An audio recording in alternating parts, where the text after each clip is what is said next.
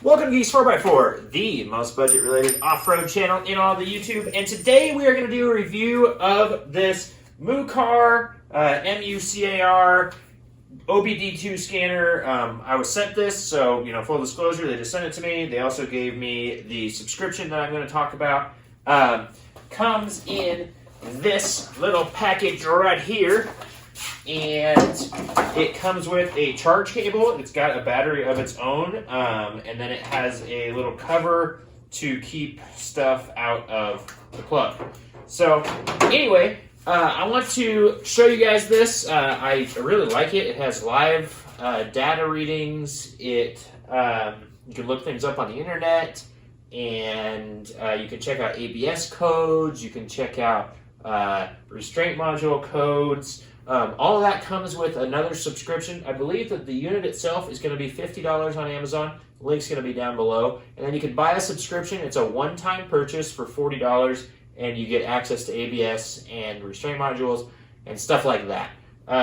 So anyway, but I think without that, you can just still read codes and clear them.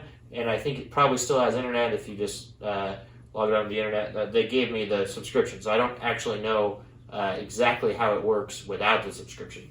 But essentially, I had to buy a new car to test it. If you're seeing, this is another Escape. I need another cheap commuter, and this one costs $300. So it needs a lot of work, and I have been trying to get it working right. I'm pretty sure that the catalytic converters are the biggest issue, but I'm going to show you guys in this video some of the codes that it has, and we're going to go and use this computer on it. So anyway, don't forget, link is in the description. Let's show you guys what this thing is capable of. Okay, let's give you guys an up-close look at all the buttons. So on the side here, you have a power button, and then you've got arrows to bounce around. You've got a back button. This is back, and then this is okay. So I'm going to turn it on. Let's see if it won't turn on for us. It does take a little bit to boot up, so it'll do this thing a couple times, and then it will boot up. I'll probably fast forward this so that you guys don't get bored.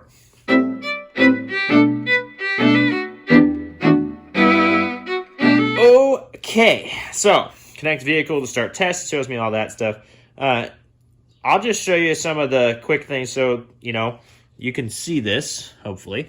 You can see you can erase things. You got OBD or O2 sensors. You got codes. You've got some sort of report. This down here, really didn't. It was another package, I believe. I'm not really sure, but my package where I want to go read the ABS and stuff like that is this button right here. So. That other diagnostics, there's that little red button up there, and that is where we're going to go and show you guys these other things. But, check this out. You're sitting here, it's unplugged and everything. You're like, I need to Google something. Boom. The Google comes up. You can YouTube video it. You can be on Instagram. It's a little computer, essentially, in your hand. So, yeah, pretty cool. You can see my battery percentage at the top, if you can read that. So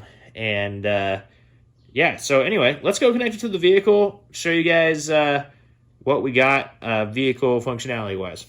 Okay, I'm going to try to do this stuff from behind the camera and show you guys the screen here. So I can't quite see the screen. I don't know, I can kind of see it.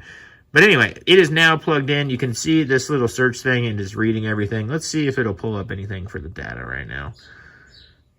Yep. So, the car is off. You'll hear it when it's on because it's loud. But, the catalytic converters, I'll show you when I get it started up, how hot they get so quick. So, 67 degrees. Anyway, we're going to go back to this. And we're going to go to other diagnostics, and we're going to go diagnose. I really like this auto search feature. You can type in the stuff and come up with the right vehicle year and stuff like that. But I like, because I'm lazy, and I like that this will find it for you. So let's see. Boom, boom, boom. Lined it up. Now it's going to tell me to turn the key on. So it has all these little things. You know, if the scans don't pop up, you exit out of that little window and then you come back. Okay, switch is on. Yeah, yep, switch is on. It's great.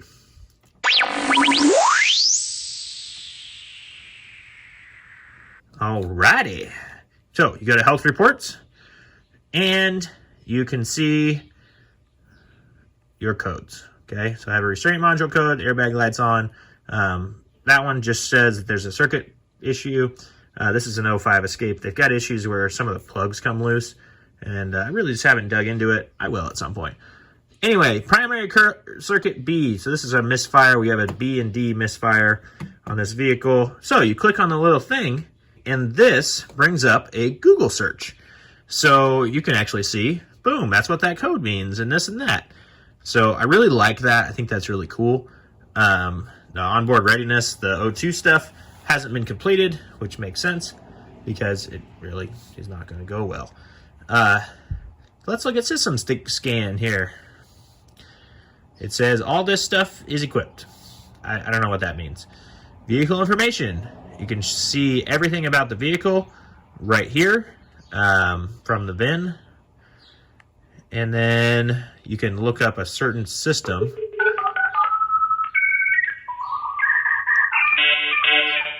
Trying to not hit the tripod as I move stuff around. So yeah, you can read certain systems data. Let's look. Is this the same data?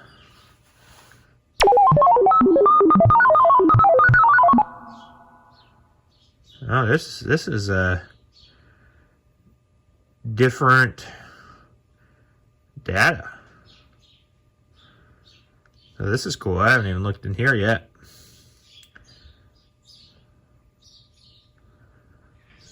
So yeah, you can go into the PCM, look at its data. Let's go look at a different one because I am now curious. Let's look at the ABS, vehicle data, live stream, ABS, brake fluid level. Wow. All the wheel speed sensors. That's super cool. Yeah, so this is all in this deeper diagnosis thing. This is the $40 thing you can get further in. That would be able to tell me which sensor is bad and stuff like that. So I'm going to go back into ending the diagnostic session. And yeah, let's start this thing up. And you guys can hear full open exhaust on a Ford 3-liter. And, well, headers still have the cats that are clogged in them. And the main cat is just gone. So anyway, I'm going to start this. We're going to show you guys how quickly the catalytic converter temperature goes up. You guys can tell me if I'm completely wrong. Gotta move ya.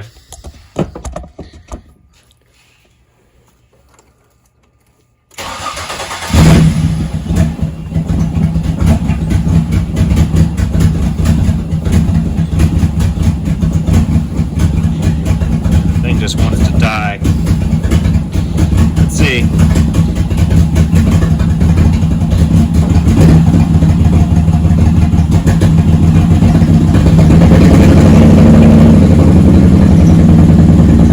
Man alive, that jumps up so quick.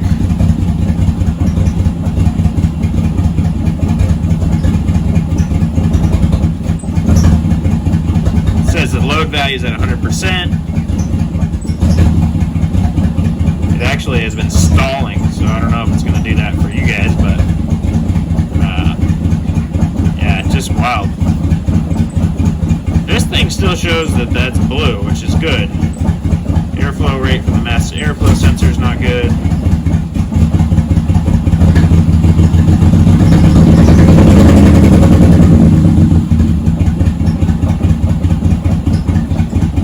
So yeah, that's what this thing is doing. I can see all of this, and coolant sensor is still low.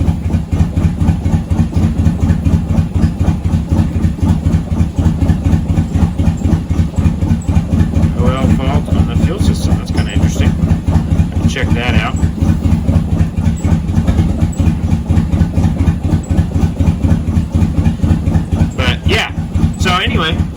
is, let me turn this thing on.